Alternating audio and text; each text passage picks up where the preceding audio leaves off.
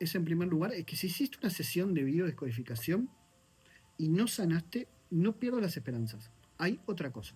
A mí me pasó particularmente cuando yo empecé a estudiar la biodescodificación, que lo hice porque tenía preguntas, quería entender muchas de las cosas que me sucedían y después también por algo puntual. Ese algo puntual era una enfermedad que estaba en mi cuerpo, que había aparecido hace algunos años y que la tenía mi mamá y la había tenido mi abuela también.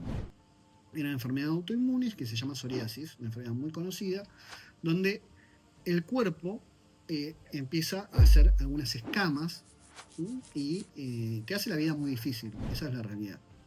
Hoy, si bien la medicina avanzó un montón, la medicina no encontró el origen de esa enfermedad.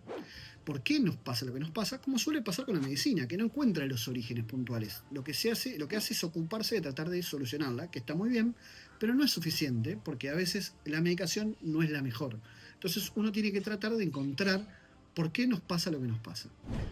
Cuando me encontré con la biodescodificación y empecé a estudiar, y que me pareció tan fascinante, me encontré puntualmente con cuál era el conflicto que yo estaba viviendo, el cual me traía la psoriasis. El conflicto que yo estaba viviendo era un conflicto de doble separación. ¿Qué significa esto? Que yo tenía una necesidad de contacto y un rechazo de contacto. Era como una dualidad que yo estoy viviendo.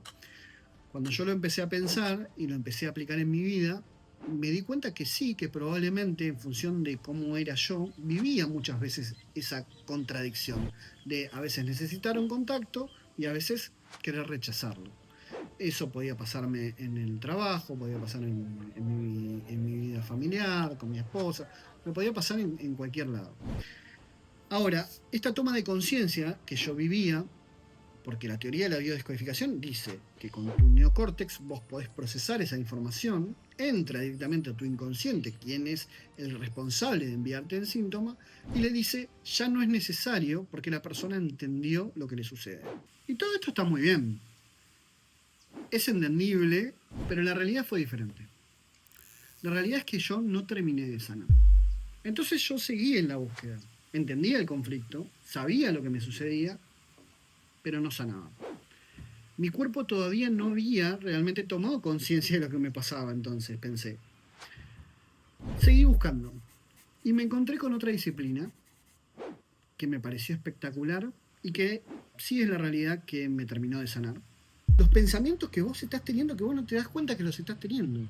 Y todo eso te va a llevar a darte cuenta de un montón de cosas que te va a permitir, si es que lo necesitas, sanar.